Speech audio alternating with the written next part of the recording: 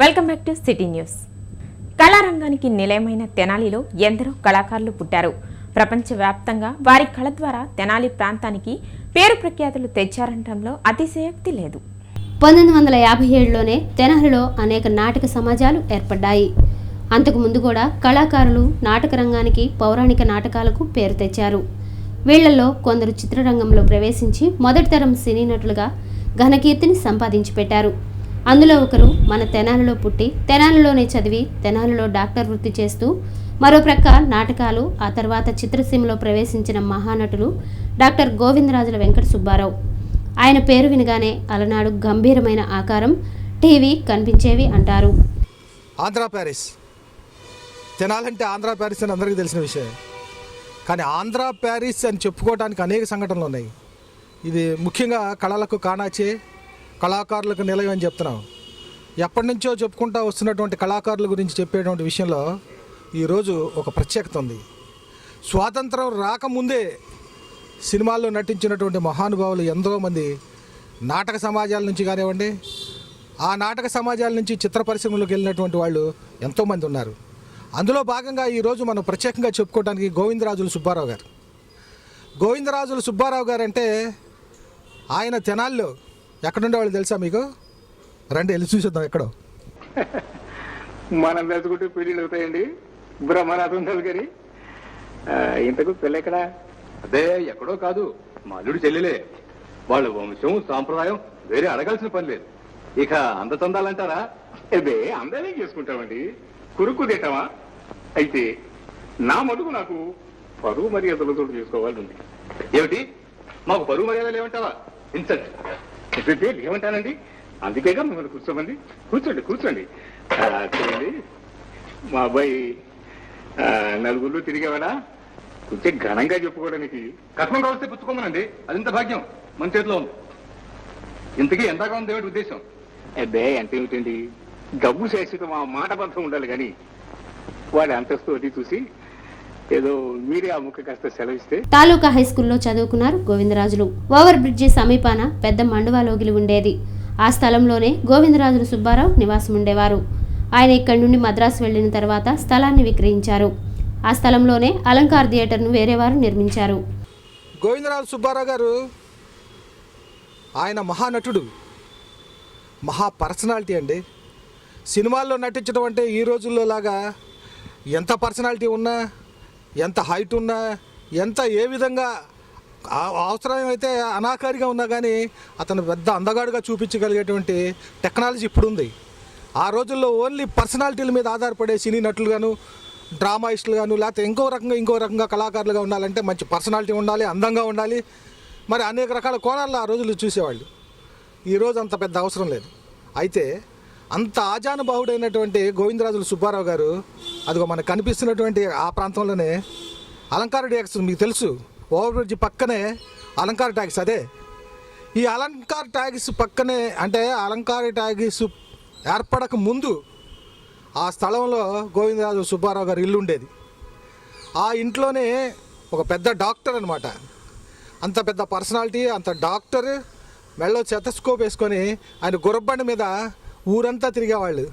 ఎవరైతే ఆయనకి సన్నిహితులు, ఆయన దగ్గరకు వచ్చిపోయే పేషెంట్స్ ఉంటారో వాళ్ళ ఇంటికి ప్రతినిత్యం వెళ్ళి పలకరించి వచ్చేటువంటి ఆయన ఒక స్వచ్ఛంద సంస్థలాగా, ఏదో డాక్టర్ అంటే ఈ రోజుల్లో లాగా వెళ్ళి కార్పొరేట్ హాస్పిటల్స్లో అక్కడ కూర్చొని వాళ్ళు రావాలంటే కొన్ని లక్షల రూపాయలు ఇస్తే కానీ రానటువంటి డాక్టర్లు ఈ రోజుల్లో ఉన్నారు. అంత పెద్ద డాక్టర్ అయినా ఆయనే స్వయంగా గుర్రబండి వేసుకొని ఇంటికి వెళ్ళి వైద్యం చేసేవాడంట. అట్లాంటి మరి గోవిందరాజు సుబ్బారావు గారు సినీ నటుడుగాను, ఆయన ఎదిగినటువంటి ఆ పరిస్థితులు కనుక మనం ఆలోచించేటైతే మన తెనాల్లోని తాలూకా హై స్కూల్లో చదువుకున్నారు. ఆ తర్వాత ఆయన సినీ నటుడుగా వెళ్ళాడు. ఆయన సినీ నటుడుగా ఆయన చేసినటువంటి సాహసాలు, ఆయన గురించి వివరాలు తెలుసుకోవాలంటే ఆయన గురించి పుస్తకం రాసినటువంటి నేతి పరమేశ్వర శర్మ గారు ఇక్కడే ఉన్నారు. ఆయన అడిగి తెలుసుకుందాం. ఆలపాటి వెంకటరామయ్య పెట్టుకున్నప్పుడు ఇక్కడ ఒక పెద్ద ఎగ్జిబిషన్ పెట్టాడు. తాలూకా హై స్కూల్ బిగ్ గ్రౌండ్స్ అని ఉండేది నాగలపేటలో. అక్కడ పెద్ద స్టేజీ కట్టి నాటకాలు వేయించడం మొదలుపెట్టాడు, పెద్ద ఎగ్జిబిషన్ పెట్టాడు.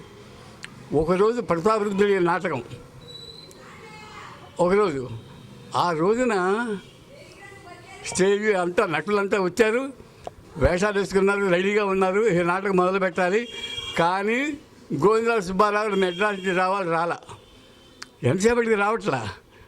అదే బండి కూడా వచ్చి వెళ్ళిపోయింది, మెడ్రాస్ నుంచి రావాల్సిన రైలు కూడా వచ్చింది, ఆ రైలులో దిగలేదు. ఆయన రాడేమో అనుకుని అప్పుడు యుగంధరుడు వేషం లింగమూర్తి గారు, ఆయన తెనాలి వాడే, ఆయన ఏమన్నారు, ఇట్లా సర్దుకుంటూ ఉండగా ఇంతలో గోవిందరావు సుబ్బారావు సరాసరి మెడ్రాస్ నుంచి కారులో వచ్చాడనమాట. వచ్చాడని పెద్ద సందడి ప్రారంభమైంది. ఆ రోజుల్లో నేను కూడా ఉన్నాను ఆ సభలో చూస్తూ. ఆయన ప్రేక్షకుల మధ్య నుంచి నడిచి వస్తుంటే ప్రేక్షకులంతా కూడా సముద్రంలో నది కనుక దోవ ఇస్తుందే వసుదేవుడికి, అలా దోవ ఇచ్చారు. ప్రేక్షకులందరూ సరాసరి స్టేజ్ మీదకి వచ్చేసి నమస్కారం చేసి, నేను ఇప్పుడే 10 నిమిషాల్లో తయారై వస్తానని నమస్కారం చేసి లోపలికి వెళ్ళాడు. అలాంటి మహానటుడు ఆయన చివరి వరకు నాటక రంగాన్ని ఒక పవిత్రంగా భావించి, పవిత్ర యజ్ఞంగా భావించి ఆయన జీవితం అంతా గడిపాడు. తెనాలకు మంచి పేరు తీసుకొచ్చాడు ఆయన నటనతో.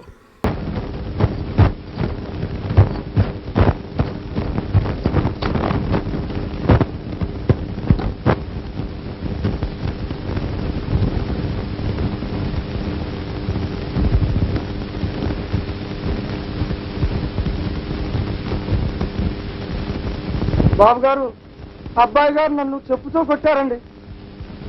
మంచి పని చేశాడు. ఏం చేశావు? ఏమీ లేదండి, ఆ ముని కూతురు నీళ్లు కావాలని చెరువుకు వచ్చిందండి, నేను రాని లేదు. అబ్బాయి గారితో ఏం చెప్పిందో ఏమో, వచ్చి చెప్పు తీసుకుని దబదబా బాధారండి. ఆ మాల పిల్లతో బాబు మాట్లాడటమేమి? బాబే చూసుంటాడు నువ్వు కొట్టటం దాన్ని. లేదండి, ఆ పిల్లే చెప్పుంటుందండి. బాబు గారికి ఆ పిల్లతో స్నేహం అంటే వెంకట చెప్పారండి.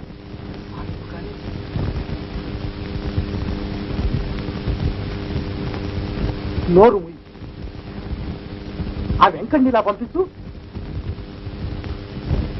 ఇలాంటి అబద్ధపు కూతురు ఎవరితోనైనా పలికావంటే నిన్ను నరికిస్తాను, తెలిసిందా?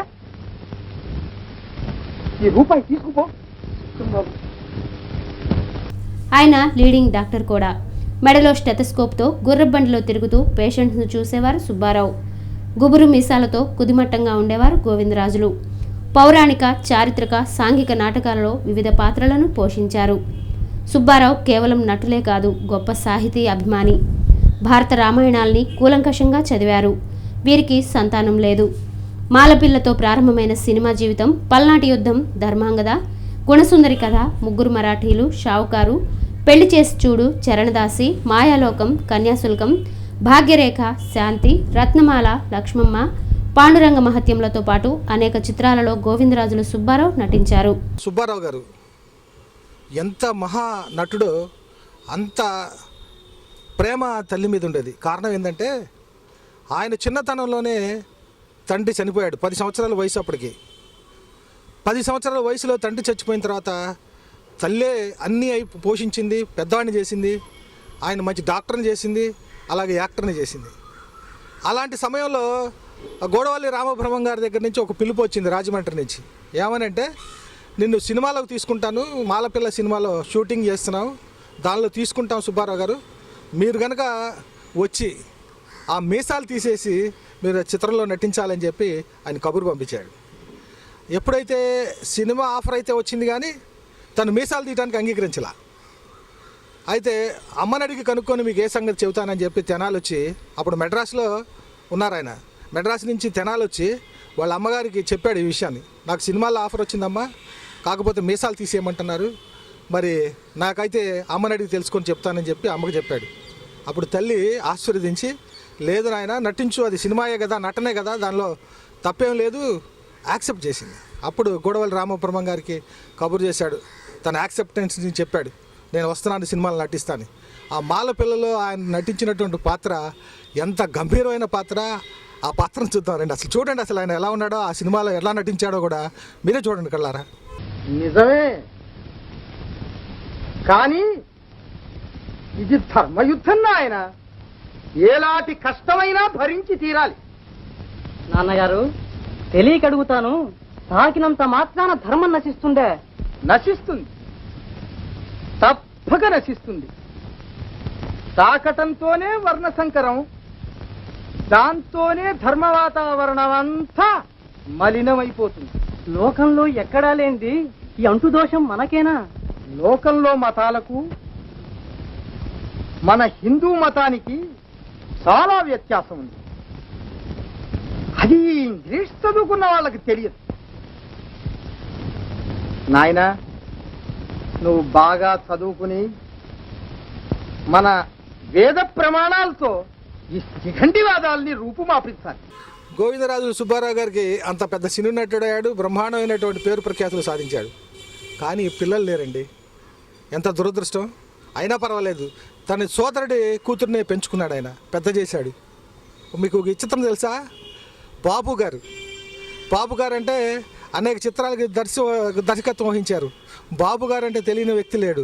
బాబు చిత్రాలు గీశాడంటే ఆయన చనిపోయే వరకు బాబు చిత్రాలన్నా, బాబు రాసినటువంటి ఆ బొమ్మలన్నా ఎంత అందంగానో ఎంతో ఆయన పేరు ప్రఖ్యాతులు సాధించారు. ప్రపంచవ్యాప్తంగా సాధించినటువంటి గొప్ప మహానుభావుడు ఆ బాబు గారు. ఆ పాపని అంటే ఆయన పెంచుకున్నట్టు అమ్మాయిని ఆ బాబు గారికి ఇచ్చే పెళ్లి చేశారండి. ఇది చాలామందికి తెలియదు. అందుకనే ఆయన పుట్టింది తెనాల్లోనే, ఆయన కూతుర్నిచ్చింది కూడా మన బాబు గారికి. బాబు గారు చాలా ఇంటర్వ్యూలో చెప్పారు, నేను కూడా తెనాలికి సంబంధించిన వాడిని అని. తెనాలి అమ్మాయినే చేసుకున్నానని చెప్తుంటాడు. అనేక సన్నివేశాలు ఆయన చెప్పిన సంఘటనలు కూడా ఉన్నాయి బాబు గారు. అలాంటి కుటుంబమే మన గోవిందరాజు సుబ్బారావు గారిది. కన్యాశుల్కంలో లుబ్ధావధానుల పాత్రను ధరించి నభూతో నభవిష్యత్ అన్నట్లు నటించారు. అంతటి గొప్ప కళాకారుడు మన తెనాలివారే. 1959వ సంవత్సరంలో మద్రాసులో తన స్వగృహంలోనే ఆయన మృతి చెందారు. గురుతే పాపం తద్రా. ఓహో, ఇదే రావడమా? రేపటి నుంచి నేను సంధ్యావందనం మొదలు పెట్టాలనుకుంటున్నాను అవధానులు గారు. తప్పకుండా మొదలు పెట్టండి. యదహ్నాత్ కురుతే పాపం తదహ్నాత్ ప్రతి ఉచ్యతే అని సంధ్యావందనం చెబుతుంది.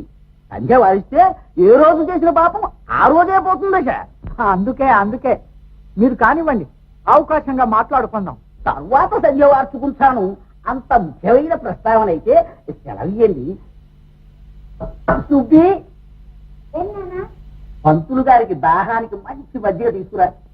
గోవిందరాజుల వెంకట సుబ్బారావు గారు, డాక్టర్ గోవిందరాజుల వెంకట సుబ్బారావు గారు బహుముఖ ప్రజ్ఞాశాలిగా తెనాలి యొక్క వైభవాన్ని, తెనాలి యొక్క గొప్పతనాన్ని బహుముఖీనంగా చాటినటువంటి వాడు గోవిందరాజుల సుబ్బారావు గారు. తెనాలిలో స్థిరపడినటువంటి కళాకారుడు. అనేక రంగాలలో అసలు బహుముఖ ప్రజ్ఞాశాలి అంటే ఒక నిర్వచనం, ఒక ఉదాహరణగా నిలిచినటువంటి వాడు గోవిందరాజుల వెంకట సుబ్బారావు గారు.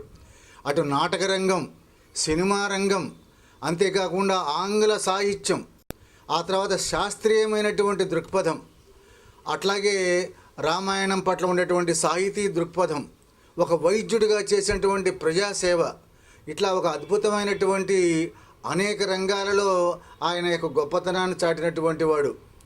ముఖ్యంగా సినిమా రంగాన్ని చూసినట్టయితే అన్నీ ఆణిముత్యాలే. గోవిందరాజు సుబ్బారావు గారు నటించినటువంటి సినిమాలంటే గుణసుందరి కథ, మాలపిల్ల, షావుకారు, శాంతి, అట్లాగే బాలనాగమ్మలో ప్రత్యేకమైనటువంటి మాయల మరాఠీ పాత్ర. ఆనాడు ఆంధ్రదేశం అంతా కూడా ఆయన యొక్క ఆ మాయల మరాఠీ పాత్రకి జేజేలు పలికింది. మన కుటుంబం, మన సంప్రదాయం, నా యత్నాలు నీవెరగనివి కావు. నువ్వు నాకు ఒక్కడివి. నా ఆశలన్నీ నీ మీద పెట్టుకున్నాను. ఏమిటో ఆ స్నేహానికి అర్థం లోకం అంతా విపరీతంగా చూస్తుంది. ఆ స్నేహంలో తప్పేముంది? అదే నాకు ఆనందాన్ని ఇస్తుంది. దుస్సహవాసాలు కలగటం, దుర్వాంఛలు జనించటం సహజమే, వయస్సు. కానీ ధీరుడు వాటిని జయించి అతిక్రమించాలి ఆయన.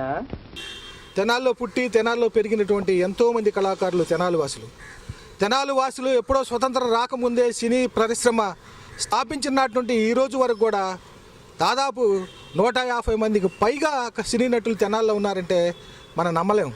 కానీ ఒక్కొక్కరి గురించి చెప్పుకుంటూ వస్తే ఆ చిత్రాల్లో నటించినటువంటి ఆ సినీ నటులను చూపిస్తూ ఉంటే నిజంగా వీళ్ళంతా మన తెనాలి వాళ్ళని ఆశ్చర్యకపోక మానరు.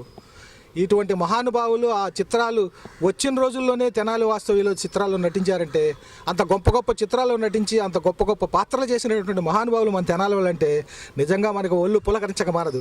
అలాంటి కళాకారుల్ని మధ్య మధ్యలో అయినా మనం స్మరించక తప్పదు. తప్పనిసరిగా మన తెనాలి యొక్క కళాకారుల చరిత్రని ప్రతి ఒక్కళ్ళ గురించి తెలుసుకోవాలి. ఈ తరం వాళ్ళకి తెలియనటువంటి సినీ నటులు ఎంతోమంది ఉన్నారనే ఉద్దేశంతోనే సిటీ కేబుల్ చిన్న ప్రయత్నం చేస్తాం. కెమెరామెన్ కమలాకర్తో రఘురామయ్య, సిటీ న్యూస్.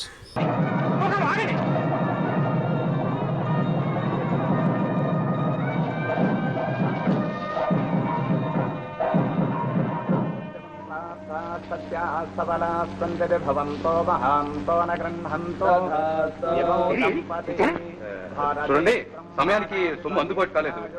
నోటు రాసి తీసుకొచ్చాను. 10 రోజులు చూసి నోటు తెచ్చేస్తా. నోటు ఏం చేసుకోండి? నోటు నాలుగు తీసుకున్నా. మోసం చేశారా వీళ్ళు? మోసం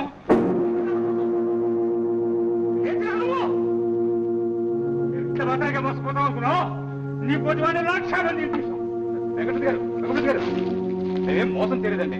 10 రోజులు గడివ్వండి, మీ సొమ్ము దమిడితో సహా చెల్లిస్తాను. దమ్ముడితో సహా చెల్లిస్తాను. ఇప్పుడు సాక్షిరా ఇట్లాంటి వాళ్ళని తెలిస్తే నా కడుపులో కాలు పట్టించావని అసలు లేచి రావేరా. సిటీ న్యూస్ ముగించే ముందు ముఖ్యాంశాలు మరోసారి. దొంగలు తిరుగుతున్నారు, తస్మాత్ జాగ్రత్త. Rural CI Ravichandra.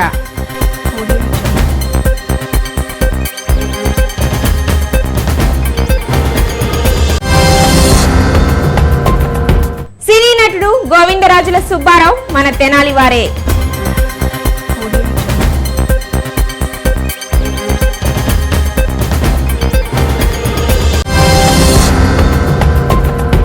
City news ఇంతటితో సమాప్తం. నమస్కారం.